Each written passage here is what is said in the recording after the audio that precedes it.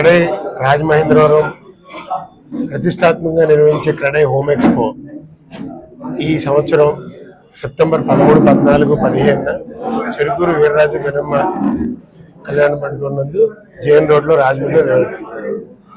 గత 4 సార్లు కూడా 4 హోమ్ ఎక్స్పోలు కూడా చాలా దిగ్విజయంగా అత్యధికంగా విజిటర్స్ రావడం, ఈసారి 5వసారి మేము 15,000 నుంచి 20,000 మంది వినియోగదారులు కూడా ఈ ఎక్స్పోని సందర్శిస్తారని అంచనా వేస్తున్నాం.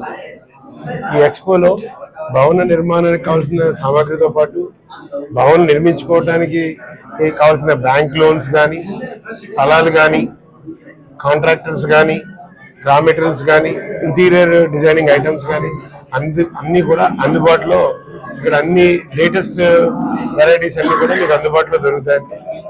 అన్ని రకాల కంపెనీ తాలూకా మెటీరియల్స్ అన్ని ఒకే ప్లాట్ఫామ్ మీద దొరకడం వల్ల కస్టమర్కి, వినియోగదారుడికి చాలా కాలం కూడా కలిసి వస్తే కొత్త ఐటమ్స్ ఏవైతే గృహ నిర్మాణానికి ఉపయోగిస్తున్నారో అన్నిటి మీద అవగాహన కలిగి రీజనబుల్ ప్రైజెస్ లో కంపెనీస్ కూడా ఆఫర్స్ ఇవ్వడం వల్ల ఇటువంటి ప్లాట్ఫామ్ లో కస్టమర్ కి మంచి ప్రొడక్ట్స్ అతి తక్కువ ధరకి దొరుకుతాయండి.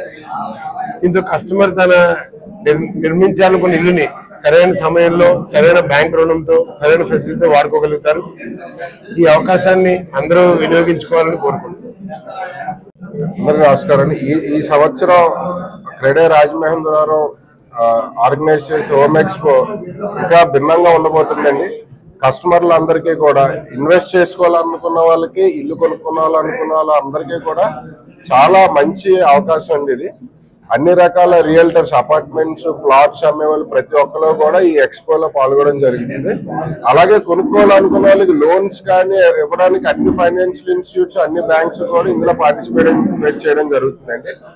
అలాగే మీ గృహ సుందరీకరణకి, అంటే ఆల్రెడీ ఇల్లు కొనుక్కుని ఇంట్లో ఉంటున్న వాళ్ళకి కూడా కొత్త ఐటమ్స్, ఇంటీరియర్ డిజైనర్స్ కానీ కొత్త ఐటమ్స్ అన్ని కూడా, అంటే హౌసింగ్ సెగ్మెంట్ లో అన్ని రకాల అవసరాలను తీర్చే ఎగ్జిబిషన్ ఈ హోమ్ ఎక్స్పో అండి.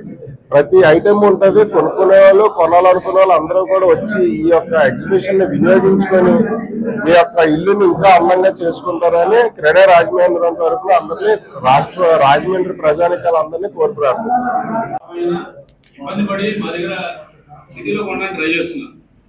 దీనికి రేటు పెరగడానికి కారణం ల్యాండ్ కాస్ట్ పెరగడం. గతంలో కోవిడ్ వచ్చినప్పుడు, కోవిడ్ తర్వాత రకంగా ఇవన్నీ సెటిల్ అయినాయి. బిల్డింగ్ మెటీరియల్స్ రేట్స్ మెల్లగా మళ్ళా స్టెబిలైజ్ అయినాయి. కానీ ల్యాండ్ కాస్ట్లు మాత్రం విపరీతంగా పెరుగుతున్నాయి.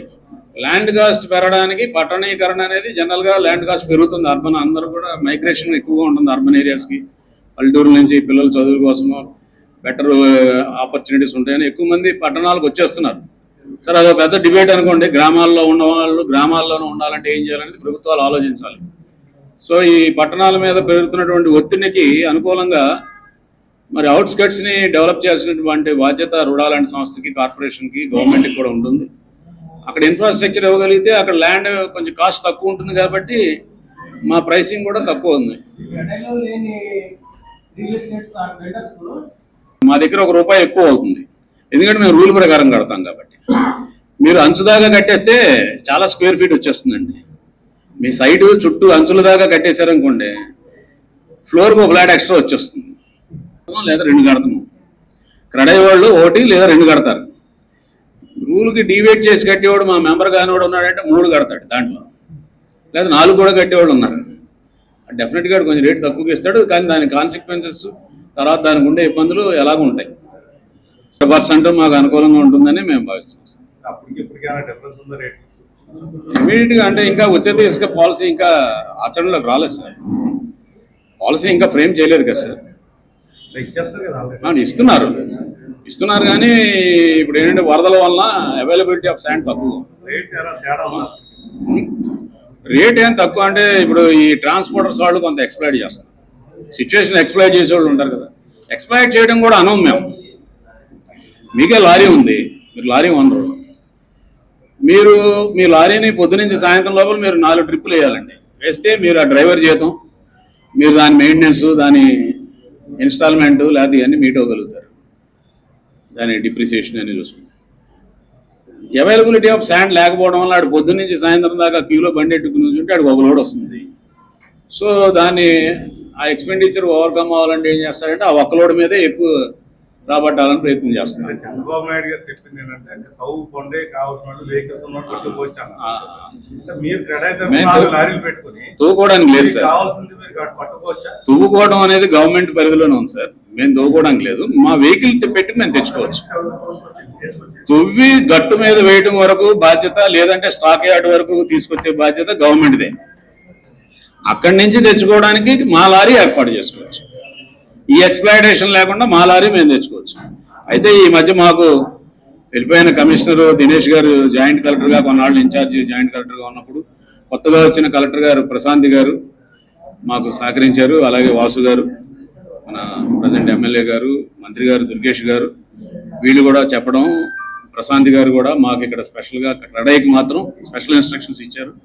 బిల్డర్స్ కన్స్ట్రక్షన్ సంబంధించి ఎస్పెషల్లీ క్రెడై మెంబర్స్ ఎవరికి కూడా ఇసుక ఇబ్బంది లేకుండా చూడండి అని కింది స్థాయి అధికారులకి ఆదేశాలు ఇవ్వడం జరిగిందండి. ఈ మధ్యకాలంలో కొంత షార్టేజ్ ఉన్నప్పటికీ కూడా కాతేరు దగ్గర అక్కడ కూడా మాకు కొంత అలొకేట్ చేసి ఇవ్వడం జరిగింది. ఆ విధంగా ముందుకు రేటు తేడా వచ్చిందో లేదా క్లారిటీ లేదు. అది రేపు ర్యాంపులన్నీ ఓపెన్ అయిన తర్వాత తెలుస్తుంది. కొత్త పాలసీలో మొత్తం ఇసుక ర్యాంపులన్నీ ఓపెన్ అయిన తర్వాత ఇసుక ఫుల్గా బయటకు వచ్చినప్పుడు అప్పుడు తెలుస్తుంది రేటు ఎంతవరకు తగ్గింది ఏంటని. నమస్తే సార్.